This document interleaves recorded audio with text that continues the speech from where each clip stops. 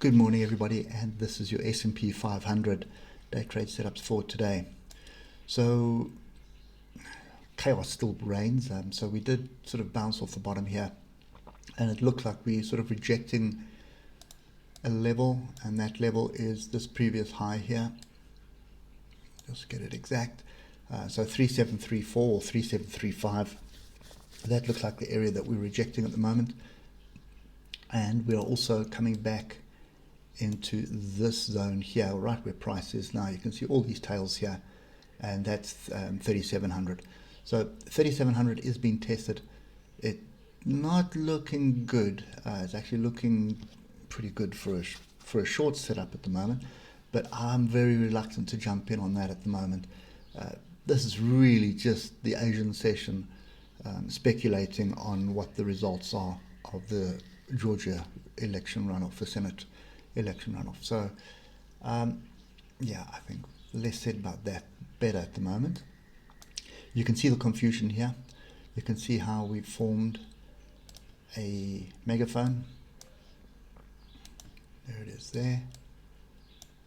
Okay, so there's nothing stopping this formation coming all the way down to the bottom again. There's nothing at all that's stopping at that, but I think the key thing to see here on the 3 hours, you can see tails, tails, tails, tails. So I just want to keep those two levels and then just delete the others. So that's pretty much what's transpiring. The other thing that you can clearly see is we have a very well-defined channel now as well. And then the last thing that we want to look at is, let's see what's happening with Fibonacci, and lo and behold, 61.8 is right off this 8-hour level of 37348 or 3735, and you can see we've bounced off that. Okay, so with all that being said, which way is the trend at the moment? The trend is ever so slightly to the upside. You can see it fairly clearly there, but it's more sideways than up. If you just look at it that way, you can see this is more sideways than up. This is more confusion. So we're really just waiting to see, firstly, what's going to happen with the Georgia Senate elections. And what I've seen this morning is the Republicans are in the lead there at the moment, ever so slightly, pretty much neck and neck. And then the second thing that we are looking to see is whether Trump is going to cause any more chaos with the election.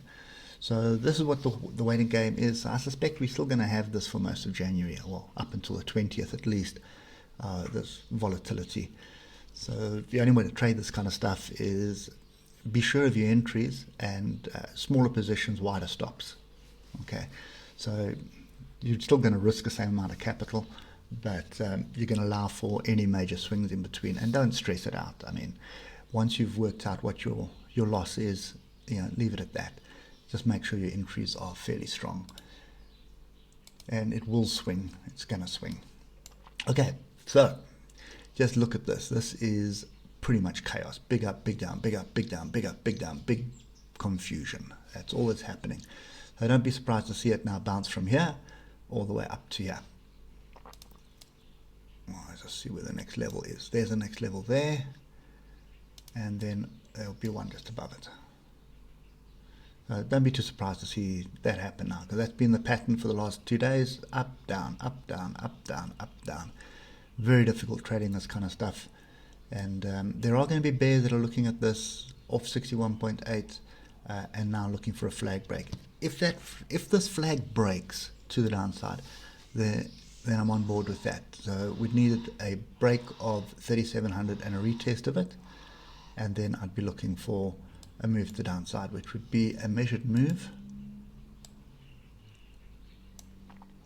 of something like that. And if we just look to the left, you'll see it'll be the previous lows here, probably 3600, yeah, pretty close, 3624. But that would be a floor. That would be a buying opportunity for me. Okay, so at the moment, it's sit on hands. I'm not really interested in this right now. Not really interested in dollar pairs at the moment. If you watch my Forex video, you see there are 3 pairs there that I am going to be watching today during the European session. But this, for me at the moment, until the election results are out and we know what's happening there. I'm sitting on the sidelines and watching this transpire. I'm not going to try work my way in to try and make money when it's moving sideways like this. Okay, so this short trade, yeah, it's don't assume that it's just going to happen.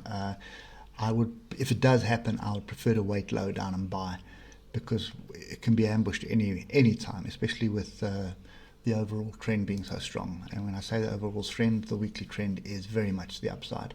And every time we pull back in the week, look at this, the buyers step in. So I wouldn't be too surprised to see it happen again. Okay, so anyway, that's kind of my view at the moment. Just want to pop down the 15 minutes before we close, see if there's anything different here. Not going to be anything. 3,700 is a major area of support, so wouldn't be too surprised to see it defended at the moment. But you can see every time we pop below, we bounce back. That was also below it, and this is the first bar that we've had that's actually closed above it, and that's on the 15 minutes. If we go to the hour, same kind of scenario. See there, some tails on that level, and we're forming another one here. Still got a way to go in this bar. So yeah, let's just wait and see. It's and as I'm talking, we're still trying to push it further down. I'm not convinced either way. I'm really not convinced. So we'll have to just wait and see what transpires here. Okay, so that's it for me today. Totally confused and sitting on the sidelines for the S&P 500. So I hope it helps you make some decisions today of keeping money in your pocket and waiting for the better setups. And if you haven't subscribed, don't forget to subscribe and just push that that little bell button. That will let you know when the videos come out. And yeah, we do this every week, so we'll catch up with you again tomorrow. Cheers for now.